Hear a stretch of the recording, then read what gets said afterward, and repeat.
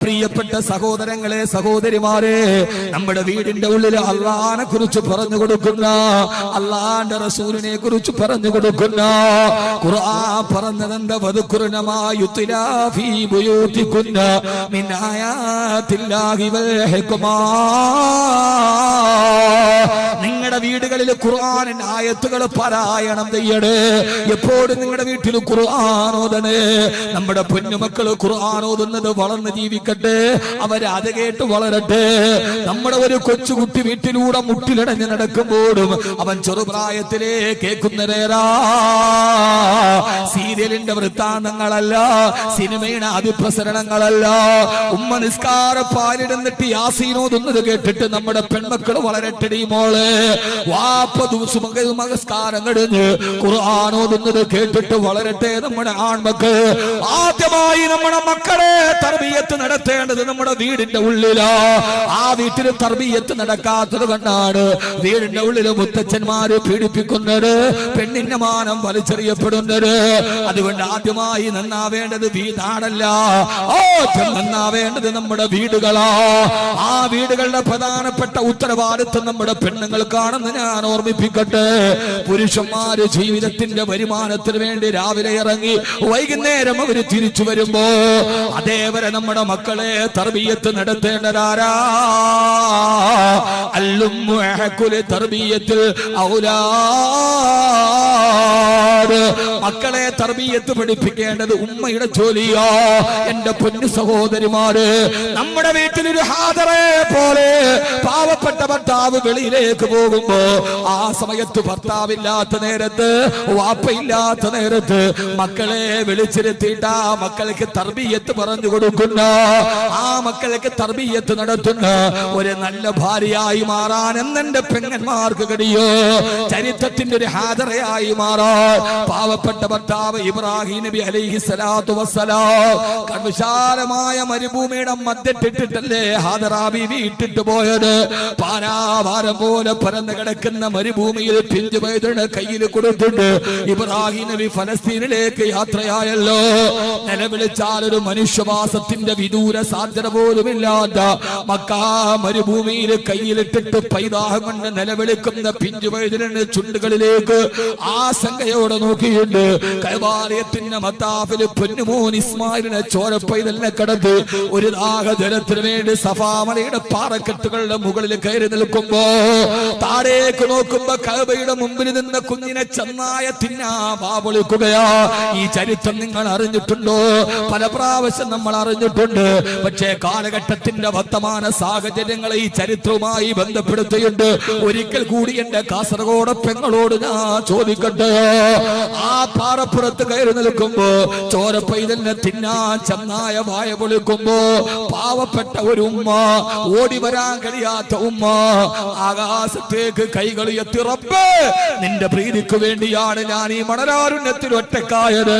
ചെന്നായക്ക് ഭക്ഷണം എന്റെ കുഞ്ഞെന്ന് നിശ്ചയിച്ചവൻ നീയാണ്, അതിനെ റദ്ദാക്കാൻ കഴിയുന്നവന് നിനക്കാണ് അല്ലാ.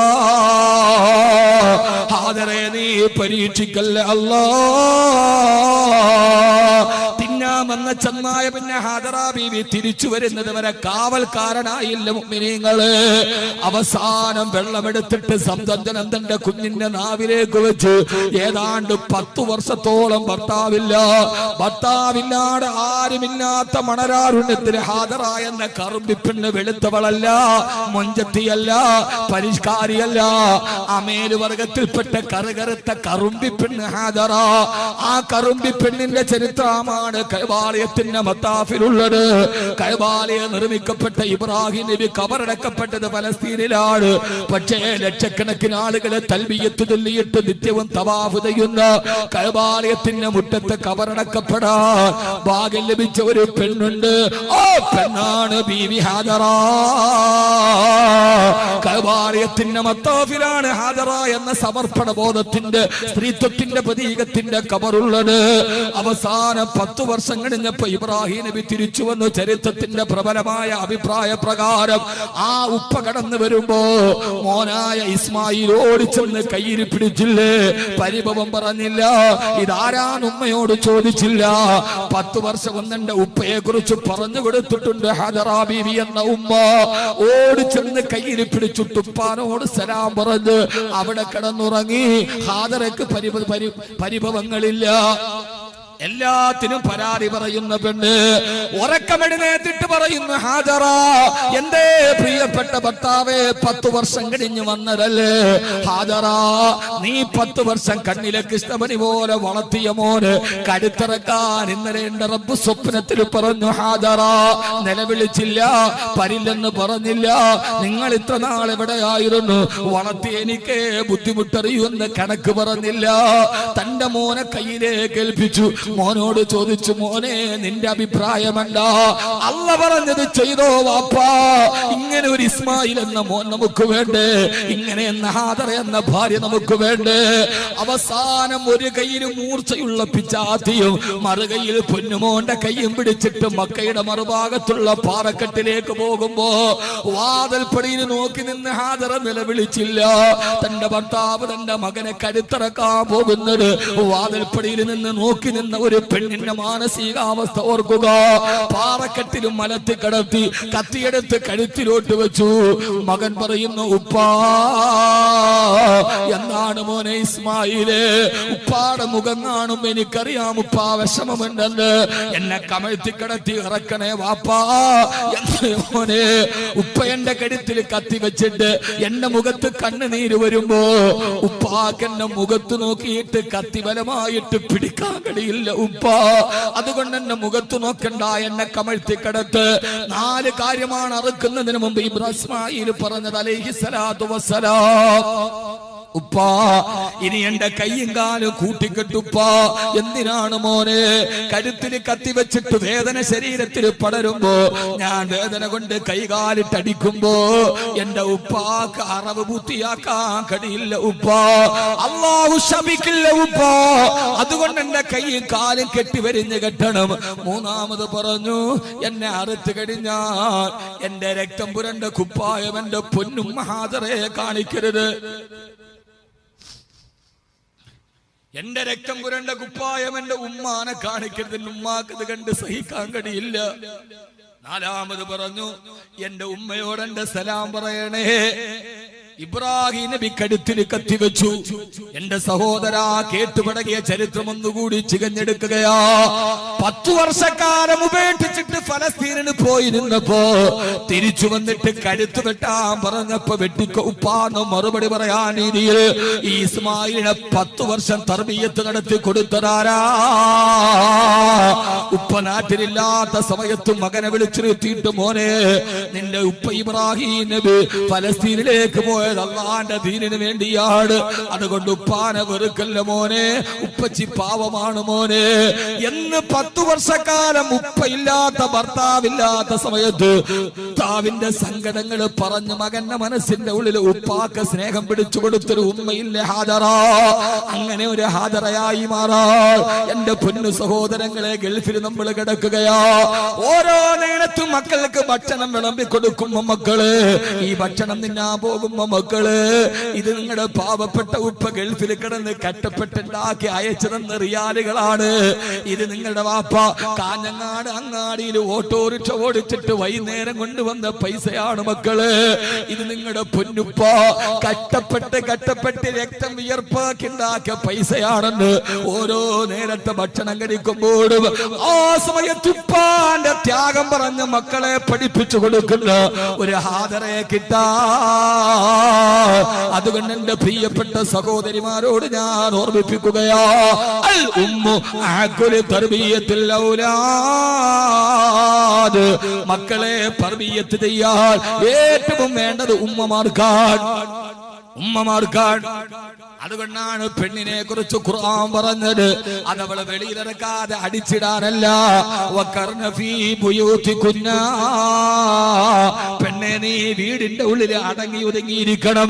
ഏത് സമയത്തും നീ വീട്ടിലുണ്ടാവണം. വെറുതെ മാളുകളിലും ആഭരണശാലകളിലും കയറി ഇറങ്ങി നടക്കരുത്, ആർഭാടം കാണിക്കരുത്. പെണ്ണെ നിന്റെ വീട്ടിലിരുന്നിട്ട് മക്കളെ നീ ഏത് സമയത്ത് ശ്രദ്ധിക്കണേ. നീ ഇല്ലാത്ത സമയത്ത് കൊത്തിപ്പറിക്കാൻ കടുകന്മാര് കാത്തു നിൽക്കുന്നുണ്ട്. അതുകൊണ്ട് മക്കളെ വീട്ടിലിരുന്ന് സംരക്ഷിക്കണമെന്ന് അള്ളാന്റെ വിശുദ്ധ ഖുർആൻ. മക്കളോട് മാതാപിതാക്കളുടെ രണ്ടാമത്തെ കടമ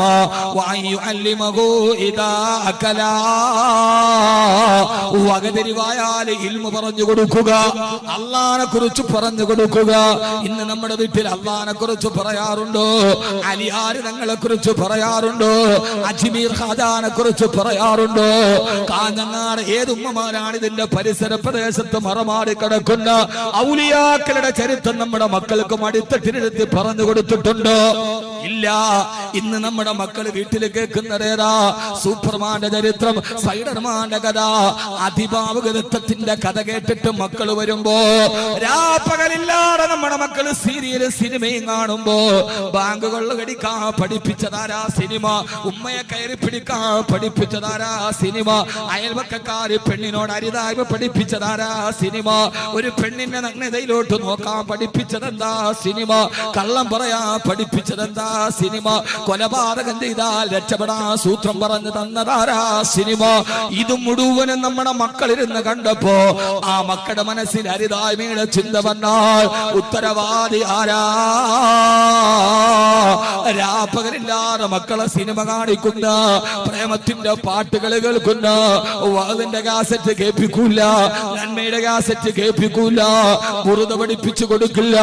വെക്കേഷൻ ആയല്ലോ, ഈ വെക്കേഷന് മക്കളെ സ്പോക്കൺ ഇംഗ്ലീഷ് പഠിക്കണം, എന്നാലേ ഗൾഫിൽ പോയാൽ തൊട്ടുകിട്ടു. എന്നാ ഈ വെക്കേഷൻ എന്റെ മക്കള് മുറുത പഠിക്കണം. ഈ വെക്കേഷൻ എന്റെ മക്കള് മങ്കൂസ് മൗലൂദ് പാടി പഠിക്കണം. പള്ളിക്കല ഉസ്താദിന്റെ അടുക്കൽ സമയം പോലെ പോകണം. ആരാ മാതാപിതാക്കളെ പറയാറുള്ളത്? അതിന് പകരം പകലില്ലാതെ സീഡികൾ. ഏത് സീഡികളാ? പ്രണയത്തിന് അക്ഷരം പഠിപ്പിച്ചു കൊടുക്കുന്ന സീഡി. കുഞ്ഞുങ്ങൾക്ക് പ്ലസ് 1 പരീക്ഷ തുടങ്ങി, എല്ലാവരും ഉറങ്ങിയാലും പ്ലസ് 2 പഠിക്കുന്ന കുഞ്ഞ് രണ്ടാം നിലയിൽ ഇരുന്നിട്ട് പ്ലസ് 2 പരീക്ഷയ്ക്ക് വേണ്ടി പഠിക്കുകയോ? എല്ലാവരും ഉറങ്ങിക്കഴിയുമ്പോ തണുപ്പ് ശരീരത്തിലെ കരച്ചേറുമ്പോ അവളൊന്ന് ബോറടി മാറ്റാൻ മൊബൈലിൽ കേൾക്കുന്ന പാട്ടേരാ. നെഞ്ചിനുള്ളിൽ നീയാണ്, കണ്ണടച്ചാ നീയാണ്, കണ്ണു തുറന്നാ നീയാണ്. 7ാം ബഹറിന്റെ ഉള്ളിൽ പോയി ഒളിച്ചാലും നിന്നെ ഞാൻ തേടിയെത്തും ഭൂമിനെ. ഇതാണ് പാട്ട്. ആ കുഞ്ഞിന്റെ ഹൃദയം മന്ത്രിക്കില്ലേ? ബേക്കൽ കോട്ടിലെ തിരമാലകള് കരയിലേക്ക് തലതല്ലി തിരിച്ചു പോകുമ്പോ മടിയിലെ തല വെച്ചിട്ട് എന്റെ നീലക്കണ്ണിന് നോക്കി നിരാപക്ഷിയുടെ നിതാന്ത വിസ്മയത്തോട് ഇങ്ങനെ ഒരു പാട്ട് പാടിത്തരാൻ എനിക്കൊരു കാമുകനുണ്ടായിരുന്നെങ്കിൽ എന്നാ പെണ്ണ് ചിന്തിച്ചു പോയാൽ ഇതവൾക്ക് പഠിപ്പിച്ചു കൊടുത്തതാരാ? ഇതവൾക്ക് പഠിപ്പിച്ചു കൊടുത്തതാരാ?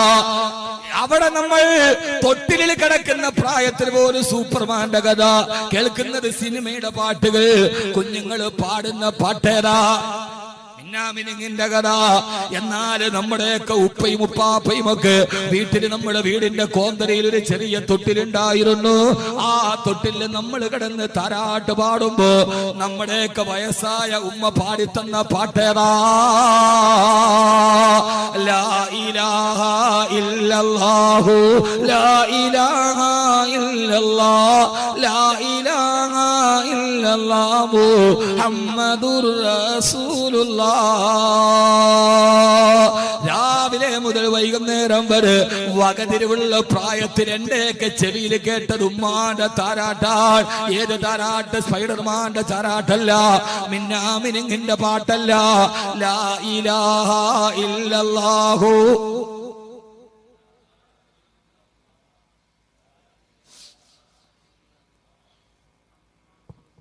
ഈ പഴയ കാലത്തേക്ക് തിരിച്ചു വരണം. നിന്റെ ആർഭാടവും ഈ പുതിയ ചിതലരിച്ച ചിന്തകളും മാറ്റണം. എന്നിട്ട് ഉമ്മ പിന്നെയും പഠിപ്പിച്ചു തന്നതാരാ? ഉമ്മ മടിത്തട്ടിലെടുത്തി പാടി തന്നത് സൂപ്പർമാനെ കുറിച്ചല്ല, സ്പൈഡർമാനെ കുറിച്ചല്ല. 65 വയസ്സായിട്ടും ഒളിമങ്ങാത്ത മമ്മൂട്ടിയുടെ സൗന്ദര്യത്തിന്റെ പിന്നിലെ സോപ്പിന്റെ പതയെ കുറിച്ചല്ല. ഉമ്മയും വാപ്പയും ഇന്ന് നമ്മളോട് പാടിത്തന്നത് മക്കളെ, വീരനാമലിയാരുടെ വീരകഥകൾ കേൾക്കണം, വീരനായി നീ വളരണം, ആരംഭപ്പനാരമേ ലാ ഇലാഹ.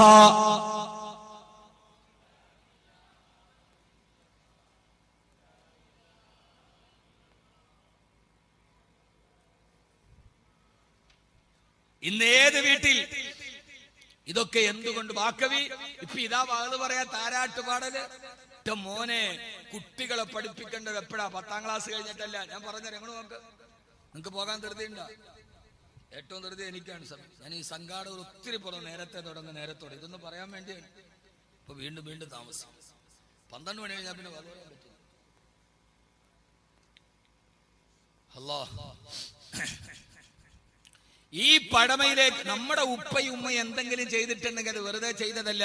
ഇപ്പൊ നമുക്ക് പരിഷ്കാരമായി, പണ്ടത്തൊക്കെ നമുക്ക് വിദേത്തായി, പണ്ടത്തൊക്കെ നമുക്ക് കുഫറായി. അപ്പൊ പിന്നെ നമ്മളൊക്കെ ആരായി? നമ്മൾ വലിയ മഹാന്മാരായി? അല്ല, പഴമയുടെ കാലത്ത് നമ്മുടെ ഉപ്പയും ഉപ്പാപ്പയും എന്തെങ്കിലും നമ്മളെ പഠിപ്പിച്ചിട്ടുണ്ടെങ്കിൽ അതവര് വെറുതെ പഠിപ്പിച്ചിട്ടില്ല. ഞാൻ പറഞ്ഞുതരാം, എന്താ അവര് താരാട്ട് പാടിയപ്പോ പാടിയത്? പണ്ടൊക്കെ നമ്മളൊക്കെ വീടിന്റെ മുമ്പിൽ ഒരു തൊട്ടിൽ എപ്പോഴും കെട്ടി തൂക്കിയിട്ടിരിക്കും. കാരണം എല്ലാം കൂട്ടുകുടുംബമൊക്കെ അവിടെ താമസിക്കുക.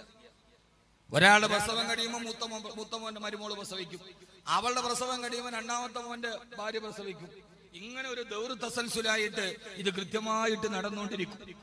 അതുകൊണ്ട് തൊട്ടിലഴിക്കൂല, എപ്പോഴും ലാ ഇലാഹ ഇല്ലല്ലാഹുടെ പാട്ടാണ് വീട്ടിൽ. ഇപ്പൊ അങ്ങനെ തൊട്ടില് തന്നെ ഇല്ല. ഇപ്പൊ ഒരുമാതിരി സ്പ്രിങ്ങിന്റെ തൊട്ടിലാണ്. ഒന്നാട്ടിയാൽ മതി, പിന്നെ അടുത്ത പ്രസവം വരെ തന്നെയാണ്.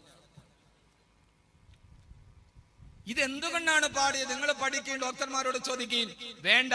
ഹബീബായ നബി മുഹമ്മദ് മുസ്തഫ, ഉറക്കെ പറ, ഹബീബായ നബി മുഹമ്മദ് മുസ്തഫ സല്ലല്ലാഹു അലൈഹി വസല്ലമ പറഞ്ഞിട്ടുണ്ട്, പ്രകോപനമോ പ്രലോഭനമോ ഇല്ലാതെ അള്ളാഹുവിനെ സ്വീകരിക്കാൻ കഴിയുന്ന ഹൃദയത്തോടെയാണ് ഒരു കുഞ്ഞിനെ അള്ളാഹു നമ്മുടെ കയ്യിൽ തരുന്നത്.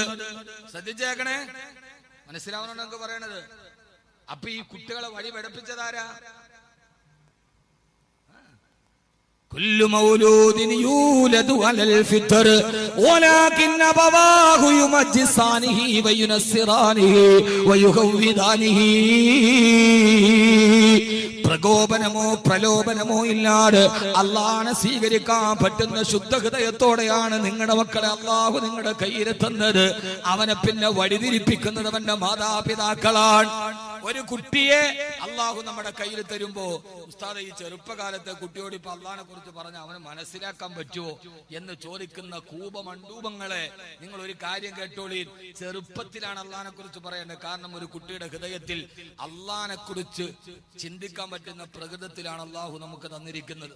നിങ്ങൾ ചിന്തിച്ചു നോക്കി, ഇപ്പൊ ഒരു കുട്ടി, ആ കുട്ടി വഴി തെറ്റിയിട്ട് ഉപ്പാടെ കയ്യിൽ നിന്ന് വിട്ടത് ഇവിടെ വന്നു എന്ന് കരുതുക.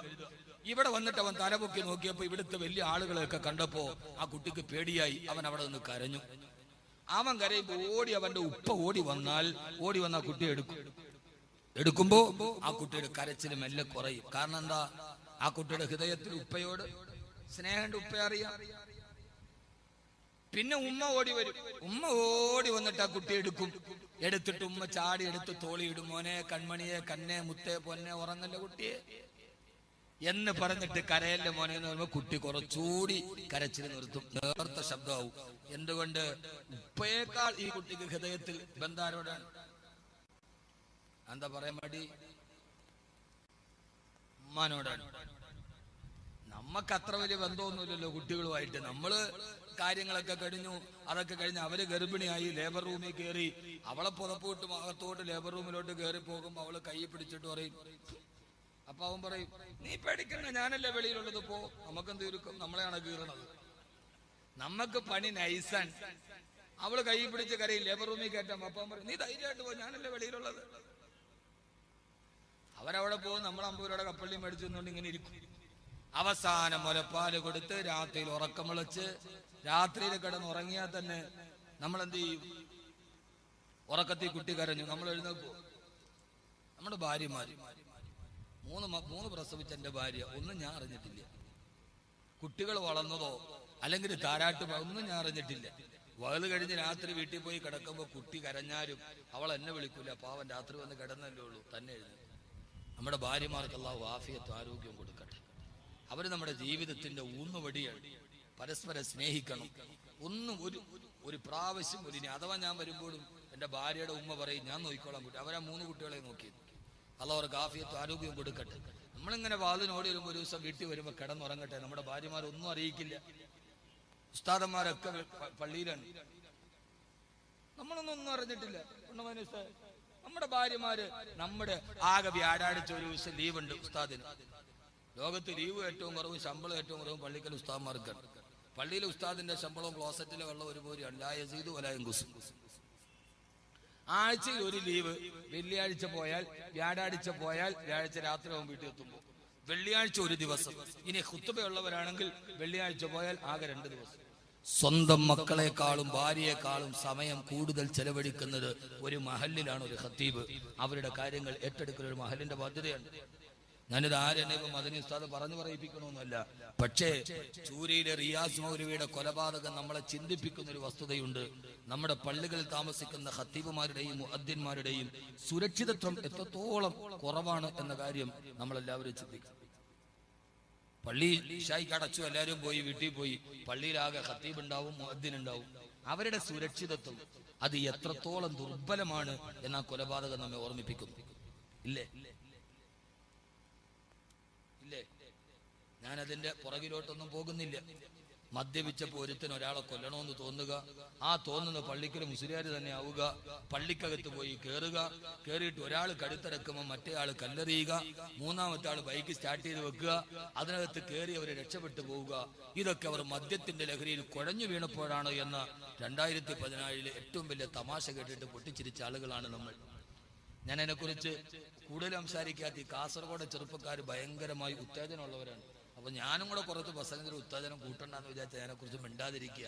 കാരണം ആ ചെറുപ്പക്കാർക്ക് സ്നേഹം കൂടുതലാണ്, അവർ പെട്ടെന്ന് പ്രതികരിക്കും. അത് കാസർഗോഡ് പ്രത്യേകതയാണ്.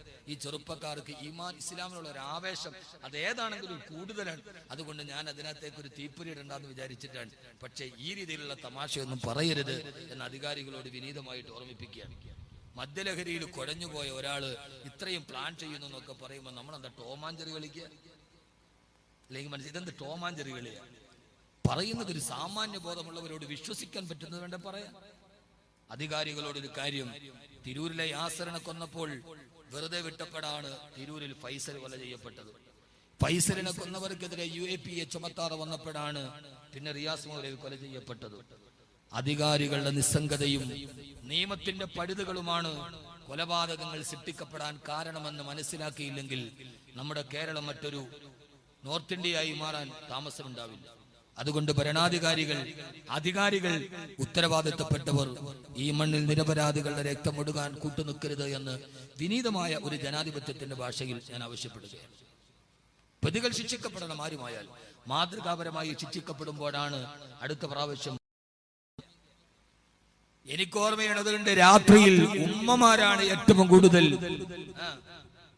കഷ്ടപ്പെടുന്നത്. അതുകൊണ്ട് തന്നെ ആ ഉമ്മമാർക്കാണ് ഏറ്റവും വലിയ ബാധ്യത.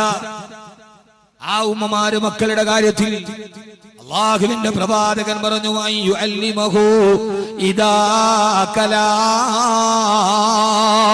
ബുദ്ധിയുള്ള പ്രായത്തിൽ പറഞ്ഞു കൊടുക്കേണ്ടത് നമ്മുടെ കടമയാണ്. അപ്പൊ ആ കുട്ടിയെ വന്ന് ഉമ്മയെടുക്കും. അതല്ലേ ഞാൻ പറഞ്ഞത്? നിങ്ങളെന്താ ഓർത്തിരിക്കായിരുന്നു? അപ്പൊ നിങ്ങൾ പ്രസംഗം ശ്രദ്ധിക്കുന്നില്ല, നിർത്താൻ സമയം എന്നാണ്. കൽബിലോട്ട് ഇറങ്ങുന്നില്ല. കാരണം ആ കുട്ടിയുടെ മനസ്സിൽ ഏറ്റവും കൂടുതൽ ഇഷ്ടം ആരോടാപ്പോ? ഉമ്മയോടാണ്. ഉമ്മ തോളിലിട്ട് കയ്യിൽ തട്ടും. അപ്പോഴും കുട്ടി കരച്ചിൽ നിർത്തൂല. ഇനി കുട്ടി കരച്ചിൽ നിർത്തണമെങ്കിൽ ഉമ്മയേക്കാൾ ആ കുട്ടിയുടെ ഹൃദയത്തിൽ സ്നേഹവും അടുപ്പവും ആരോടാണോ അവർ വരണം, അല്ലെങ്കിൽ അവരെ കുറിച്ച് പറയണം. ഉമ്മയേക്കാൾ ഒരു കുട്ടിയുടെ ഹൃദയത്തിൽ ആരോട് അടുപ്പം കൂടുതൽ? നമ്മുടെ ഉമ്മമാര് വെറുതെ പഴയകാലത്ത് പാടിയതിലുള്ള പടമയെ തിരിച്ചറിയാത്ത കൂപമണ്ഡുമങ്ങളെ ചിന്തിക്കീൻ. ഉമ്മയേക്കാൾ ഹൃദയത്തിൽ സ്നേഹം ആരോടാണ്? അള്ളാനോടാണ്. അതുകൊണ്ടാണ് ഉമ്മയുടെ തോളത്തിലിട്ട് താരാട്ട് പാടിയപ്പോ വിരൽ കൊണ്ടടിച്ചപ്പോൾ കരയറ്റിൽ നിർത്താത്ത കുട്ടി പിന്നെ മൂന്നാമത് ഉമ്മ ചെയ്യുന്ന ജോലി ലാ ഇലാഹ ഇല്ലല്ലാഹു ലാ ഇലാഹ ഇല്ലല്ലാഹ് ലാ ഇലാഹ ഇല്ലല്ലാഹു മുഹമ്മദുർ റസൂലുള്ളാഹ്. അള്ളാന്റെ പേര് കേട്ട് താരാട്ട് പാടുമ്പോ ആ കുഞ്ഞു പിന്നെ കരച്ചിലടക്കുന്നുവെങ്കിൽ അതിന്റെ അർത്ഥമേടെന്നറിയോ? വാപ്പയെക്കാളേറെ ഉമ്മയെക്കാളേറെ ഹൃദയത്തിന്റെ ഉള്ളിൽ അള്ളാഹുവിനോടുള്ള സ്നേഹം നിറച്ചിട്ടാണ് ഈ മക്കളെ, പൊന്നുമക്കളെ അള്ളാഹു നമ്മുടെ കയ്യിലെത്തുന്നത്. ആ മക്കളുടെ ഹൃദയത്തിലേക്ക് അള്ളാനെ ഉറപ്പിക്കാൻ, അവന്റെ ജലാലിയത്തിന്റെ ജമാലിയത്തിന്റെ വാക്കുകൾ ഉറപ്പിച്ചു കൊടുക്കാൻ അതിന്റെ പ്രധാനപ്പെട്ട ബാധ്യത നമുക്കാ. അള്ളാഹു നമുക്ക് തൗഫീഖ് നൽകട്ടെ. അതുകൊണ്ടാണ് മക്കളോട് ഖുർആൻ പഠിപ്പിച്ചു കൊടുക്കണം. അല്ലിമു ഔലാദകും സലാസത ഖിസാൽ. നിങ്ങളുടെ മക്കളെ നിങ്ങൾ 3 കാര്യങ്ങൾ പഠിപ്പിച്ചു കൊടുക്കണം. എത്ര കാര്യങ്ങളാ? 3 കാര്യങ്ങൾ. ഇൻഷാ അല്ലാഹ് 3 എണ്ണം പറയുമ്പോൾ നമ്മുടെ വിഷയം അവസാനിപ്പിക്കും.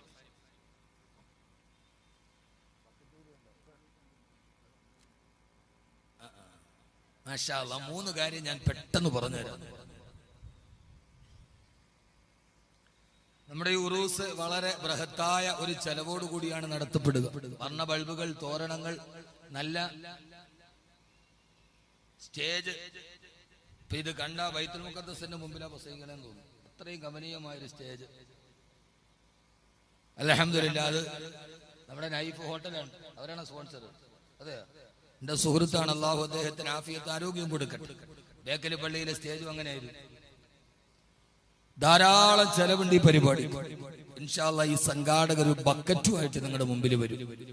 എല്ലാവരും ഒരു നല്ല സദഖ, നമ്മുടെ ഒരു മുറാദ് മനസ്സിൽ വെച്ച് അത് ഹാസിലാവണമെന്ന നെയ്യത്തോടുകൂടി ആ ബക്കറ്റ് പടച്ചോനെ മഹാനവറുകളുടെ ബറക്കത്തുകൊണ്ട്, ഹഖ്ജാഹു ബറക്കത്തുകൊണ്ട് എന്റെ ഈ പ്രയാസം മാറണം, എന്റെ രോഗം മാറണം, എന്റെ കടം മാറണം എന്ന ചിന്തയോടുകൂടി ഇൻഷാ അല്ലാഹ് ഒരു നല്ല സദഖ അതിനകത്ത് ഇടണം. ഉറക്കൊരു 3 സ്വലാത്ത് അലൈഹി സ്വല്ലല്ലാഹു.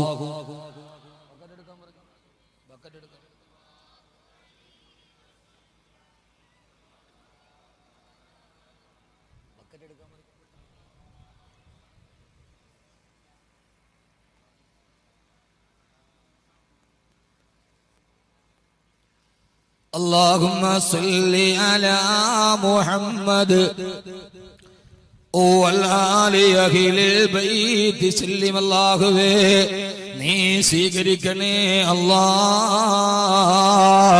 പടച്ചവനെ ഈ സദഖ ചെയ്യുന്ന സഹോദരങ്ങളുടെ ഹലാലായ മുറാദുകൾ നീ ഹാസിലാക്കണേ തമ്പുരാനെ. ഏതാഗ്രഹത്തോടെ ഈ സദഖ ചെയ്യുന്നുവോ നീ കബൂലാക്കണേ അല്ലാ. രോഗങ്ങളുള്ളവരാണെങ്കിൽ രോഗങ്ങൾ ശിഫയാക്കണേ തമ്പുരാനെ.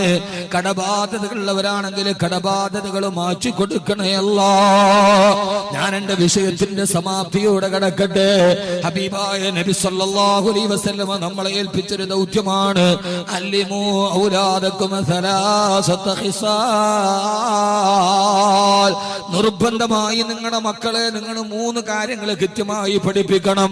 ഞാൻ ഈ വിഷയം പറയാൻ തന്നെ കാരണം SSLC കഴിഞ്ഞു, സ്കൂളുകളൊക്കെ അടച്ചു, വെക്കേഷന്റെ സമയമാണ്. നമ്മുടെ കുട്ടികളെ വിനോദസഞ്ചാരത്തിൽ മാത്രമല്ല ഈ വെക്കേഷനുകളിൽ നിങ്ങൾ ഈ ചുമതല നിർവഹിക്കണേ. നിങ്ങളുടെ മക്കളെ നിങ്ങൾ 3 കാര്യങ്ങൾ പഠിപ്പിച്ചു കൊടുക്കണം. ഒന്നാമത്തേത് മഹബ്ബത്ത് നബിക്കും, നിങ്ങളുടെ നബിയോടുള്ള മഹബ്ബത്ത് പഠിപ്പിച്ചു കൊടുക്കണം. ആദ്യമായി നമ്മുടെ മക്കളോട് പഠിപ്പിച്ചു കൊടുക്കേണ്ടത് മഹബ്ബത്ത് നബിയിൽ മുസ്തഫ സല്ലല്ലാഹു അലൈഹി വസല്ലമ, അല്ലാഹുവിന്റെ റസൂലിനോടുള്ള ഹുബ്ബ് പഠിപ്പിച്ചു കൊടുക്കണം. മക്കളെ സുന്നികളാക്കി വളർത്തിക്കൊണ്ടുവരണം. കാരണം അല്ലാഹുവിന്റെ റസൂലിനെ സ്നേഹിക്കുകയും ബഹുമാനിക്കുകയും ചെയ്യുന്നത് അഹ്ലുസുന്നത്ത് വൽ ജമാഅത്തിന്റെ ആശയാദർശങ്ങൾ അടി അടിയുറച്ച് വിശ്വസിക്കുന്ന സുന്നി സമൂഹമാണ്. അതുകൊണ്ട് നിങ്ങളുടെ മക്കളെ യഥാർത്ഥ സുന്നികളാക്കി വളർത്തിക്കൊണ്ടുവരണേ. മഹബ്ബത്ത് നബിയുക്കും അല്ലാഹുവിന്റെ റസൂലിനോടുള്ള മഹബ്ബത്ത് പഠിപ്പിക്കണേ. അല്ലാഹു നമ്മുടെ മക്കളുടെ മനസ്സിന്റെ ഉള്ളിൽ സലാത്ത് ചൊല്ലിപ്പിച്ചു കൊടുക്കണം. സന്ധ്യാസമയത്ത് സലാത്ത് ചൊല്ലിപ്പിച്ചു കൊടുക്കണം. ഇതൊന്നും നമ്മുടെ വീട്ടിൽ നിന്ന് ഒഴിവായി മാറരുത്. അല്ലാഹുവേ അല്ലാഹുവേ നീ തൗഫീഖ് നൽകണേ അല്ലാ. ബക്കറ്റ് വന്നോളൂ. ഇത് ഗൾഫിൽ നിന്ന് നെറ്റ് കോൾ ചെയ്യണമാര് കാര്യമൊക്കെ പറഞ്ഞ് കുറെ കഴിഞ്ഞിട്ട് സാധനം വരും. എത്ര നേരമായി ഞാൻ പറഞ്ഞിട്ട്. ബിസ്മില്ലാഹിർ റഹ്മാനിർ റഹീം. അല്ലാഹു സ്വീകരിക്കുമാറാകട്ടെ. റബ്ബ് സുബ്ഹാനഹു വ തആല ഐശ്വര്യം നൽകുമാറാകട്ടെ. ഏതാഗ്രഹത്തോടെ പറയുന്നുവോ അല്ലാഹുവേ നീ സദഖ ചെയ്യുന്നവർക്ക് അർഹമായ പ്രതിഫലം നൽകണേ അല്ലാഹ്. ചെറുപ്രായത്തിലെ ഹബീബായ നബി സല്ലല്ലാഹു അലൈഹി വസല്ലമയോടുള്ള സ്നേഹം പഠിപ്പിച്ചു കൊടുക്കണം. നമ്മുടെ കുട്ടികൾ സിനിമാ താരങ്ങളുടെ ഫോട്ടോ വെട്ടിയൊടിച്ചിട്ട് ചുവരിൽ ഒട്ടിക്കാൻ പോകുമ്പോ ആ സമയത്ത് മനസ്സിലാക്കണേ അവന്റെ ഹൃദയത്തിൽ മറ്റൊരാളുള്ള സ്നേഹം നിറയുകയോ. ആ സമയത്ത് പറയണം മക്കളെ, ഷാറൂഖ് ഖാനോ മമ്മൂട്ടിയോ മോഹൻലാലോ ഒന്നും ഒരു അപകടത്തിന് നമ്മുടെ ചാരത്ത് വരില്ല. നാളെ ഒരു അപകടം വരുമ്പോ നമുക്ക് രക്ഷിക്കാനുള്ള ആളെയല്ലേ നമ്മൾ സ്നേഹിക്കേണ്ടത്. നാളെ പരലോകത്ത് പരവശരായി നിൽക്കുമ്പോ അവിടെ ഒരേ ഒരു ശഫാഅത്താരാ. ഫകുല്ലി ശഫീഅൻ യൗമ അലാദു ശഫാഅതി സിവാക ബിമുഇനിൻ അൻ സവാദ് ബിൻ ഖാരിബി. മഹാനായ സവാദ് ബിൻ ഖാരിബ് റളിയല്ലാഹു അൻഹു പറഞ്ഞതുപോലെ നാളെ പരലോകത്ത് അങ്ങല്ലാതെ ഞങ്ങൾക്കൊരു ഷഫീഇല്ലല്ലോ നബിയേ. നിങ്ങൾക്കറിയുമോ എന്നറിയില്ല. മഹാനായ അനസ് റളിയല്ലാഹു അൻഹു 12 വയസ്സ് പ്രായമാ. ലഹരി നമ്മുടെ മക്കളെ ടീനേജിൽ കീഴടക്കുമ്പോ ഒരു 12 വയസ്സുകാരന്റെ കഥ ഞാൻ പറഞ്ഞു തരട്ടെ. 12 വയസ്സ് പ്രായമുള്ള അനസ് റളിയല്ലാഹു തആല മദീനത്തുൻ നബവിയിൽ ഇരിക്കുമ്പോ ഹബീബായ നബി സല്ലല്ലാഹു അലൈഹി വസല്ലമ മദീനത്തെ പള്ളിയിൽ ഖുർആൻ പഠിപ്പിക്കുകയാ. ഖുർആൻ പറഞ്ഞുകൊണ്ടിരിക്കുന്നതിന്റെ ഇടയിൽ ഹബീബായ നബി തങ്ങൾ കയ്യൊന്ന് പൊക്കിയപ്പോ റസൂലുള്ളാഹിയുടെ കുപ്പായം വയറിന്റെ ഭാഗത്ത് നിന്ന് തെല്ലി മാറി വീണു. അനസ് റളിയല്ലാഹു അൻഹു പറയാ, ഞാൻ നോക്കിയപ്പോ അല്ലാഹുവിന്റെ റസൂൽ വയറ്റിലൊരു കല്ല് കെട്ടി വെച്ചിരിക്കുകയാ.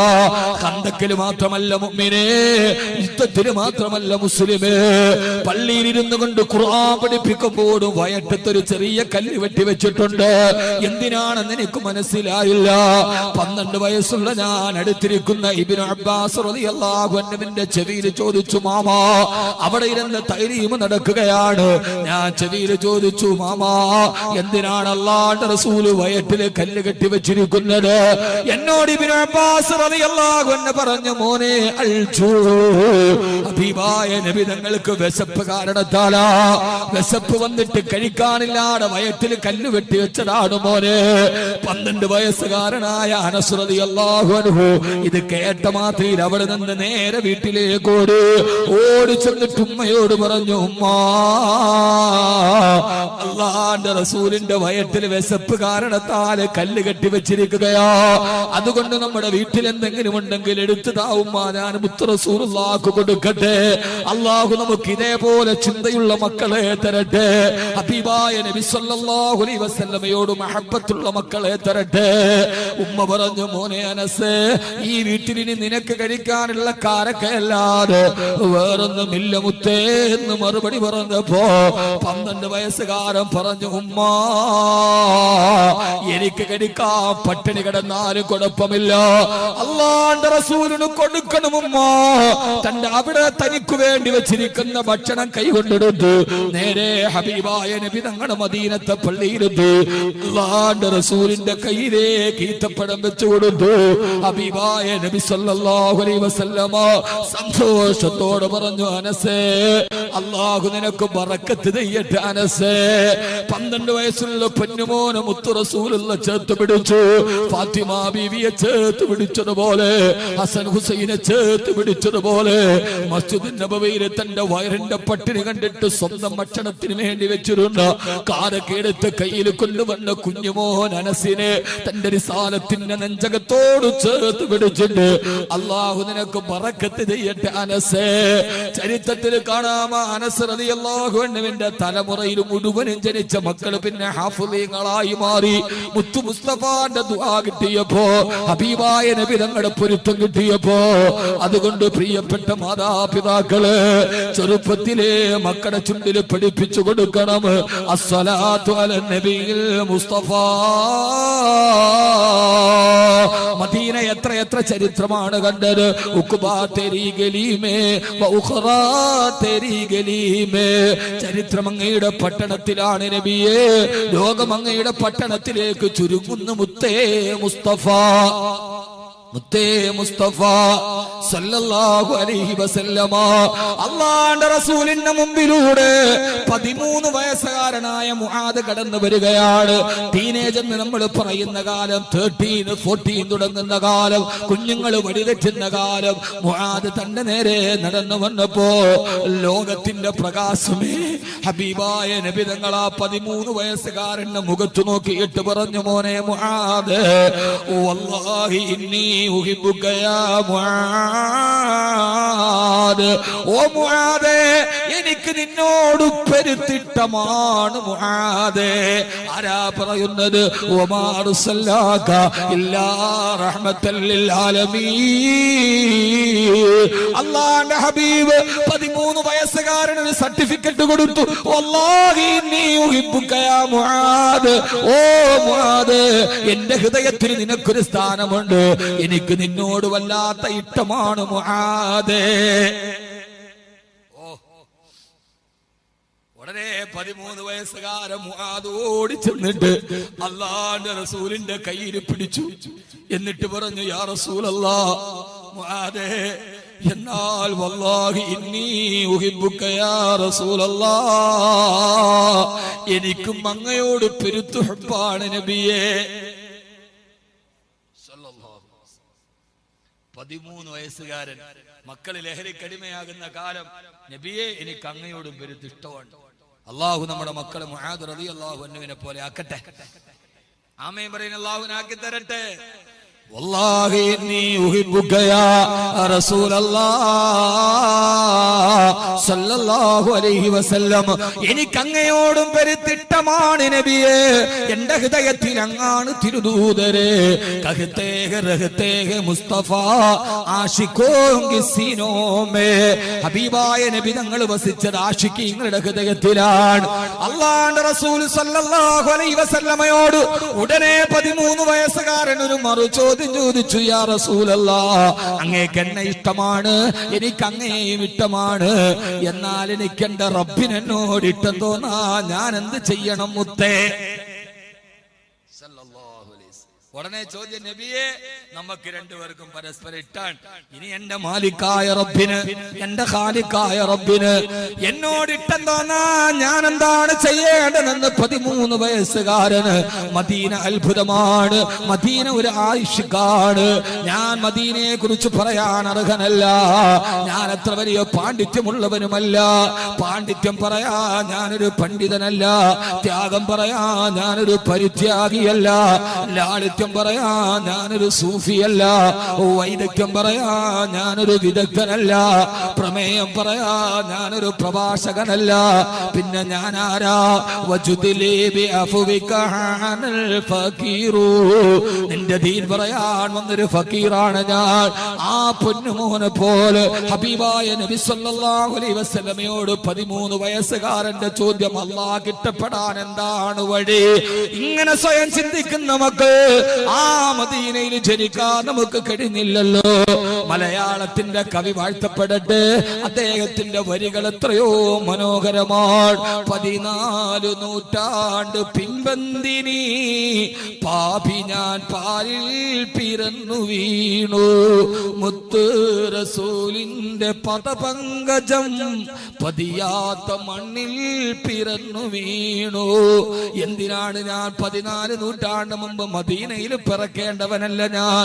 അന്ന് പിറക്കാറ് ഈ നശിച്ച മനസ്സിക്കപ്പെട്ട ലോകത്ത് എന്തിനാണ് ഞാൻ ഇങ്ങനെ പിറന്നു വീണത്? അല്ലാഹുവിന്റെ റസൂൽ നബി മുഹമ്മദ് മുസ്തഫ സല്ലല്ലാഹു അലൈഹി വസല്ലമയുടെ പാദപതനം കൊണ്ട് അനുഗ്രഹീതമായ മദീന എനിക്ക് ജനിക്കാൻ കഴിഞ്ഞില്ലല്ലോ. കാരണം മദീന അത്ഭുതമാണ്. അല്ലാഹു സ്നേഹിക്കാനുള്ള വഴി തിരക്കിയ മുആദിന് തന്റെ ശരീരത്തോട് ചേർത്ത് പിടിച്ചിട്ട് പറഞ്ഞു, പൊന്നുമോനെ മുആദേ, നിനക്ക് ഞാനൊരു ദുആ പഠിപ്പിച്ചു തരാം. ആ ദുആ 5 വഖത്ത് നിസ്കരിച്ചിട്ട് നീ ചൊയ്യണേ മുആദേ. എന്നാൽ റബ്ബിന് നിന്നോട് ഇഷ്ടം തോന്നും പൊന്നുമോനെ. എന്നാ പഠിപ്പിച്ചതാ നബിയെ. മുആദേ പഠിച്ചുകൊള്ളുക. അല്ലാഹുമ്മ ഇന്നി അലാ ദിക്രിക വ ശുക്രിക വ ഹുസ്നി ഇബാദതിക വ തൗഫീഖ തഅതിക വ ഈമാനിക യാ അല്ലാഹ്.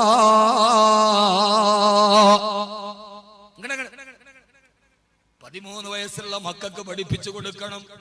അല്ലാഹുമ്മ ഇന്നി അലാ ദിക്രിക വ ശുക്രിക. പടച്ചവനെ, നിനക്ക് ദിക്ർ പറയാനും നിനക്ക് ശുക്ർ ചൊല്ലാനും എന്നെ നീ സഹായിക്കണേ അല്ലാഹ്. 13 വയസ്സുള്ള മക്കൾക്ക് പഠിപ്പിച്ചു കൊടുക്കണം. കൊടുക്കൂ ഇൻഷാ അല്ലാഹ്, പറ കൊടുക്കൂ. വാപ്പാക്ക് പറയാറിഞ്ഞിട്ട് വേണേ മക്കൾക്ക് പഠിപ്പിച്ചു കൊടുക്കാൻ. വാപ്പാക്ക് പറയാറിയില്ല എന്നാ മക്കൾ വഴി തെറ്റൂല, ലഹരി അവരെ പിടിക്കൂല. ഇതൊരു വലിയ വിഷയമാണ്. 8 വയസ്സുള്ളപ്പോ 6 വയസ്സുള്ളപ്പോ എന്റെ വാപ്പ എനിക്കൊരു ദിക്ർ പഠിപ്പിച്ചു തന്നു. ആര് പഠിപ്പിച്ചു തന്നു? ആര് പഠിപ്പിച്ചു തന്നു? മുക്രീം ഇല്ലാരുമല്ല, വാപ്പയാണ് ആൺമക്കളുടെ റോൾ മോഡൽ. എന്റെ വാപ്പ എനിക്ക് 6 വയസ്സുള്ളപ്പോ എനിക്കൊരു ദിക്ർ പഠിപ്പിച്ചു തന്നു. 2 വർഷം മുടങ്ങാതെ ചൊല്ലി. 8ാമത്തെ വയസ്സായപ്പോ വജഅല ഫീ ഖൽബി നൂറാ, എന്റെ ഹൃദയം റബ്ബ് പ്രകാശിപ്പിച്ചു തന്നു. പിന്നെ 10 വയസ്സ് വരെ ആ ദിക്ർ ചൊല്ലി. വജഅല ഫീ റൂഹി നൂറാ, എന്റെ ആത്മാവിൽ പ്രകാശം നിറഞ്ഞു. എന്റെ വാപ്പ പഠിപ്പിച്ചു തന്നതാണ്. ആരാണ് പറയുന്നത്? അബ്ദുല്ലാഹ് ഇബ്നു സഅദ് റളിയല്ലാഹു അൻഹു. വാപ്പ എനിക്ക് ദിക്ർ പഠിപ്പിച്ചു. 6ാമത്തെ വയസ്സിൽ വാപ്പ പഠിപ്പിച്ചു കൊടുക്കേണ്ട ദിക്ർ ഏതാ? പറയും.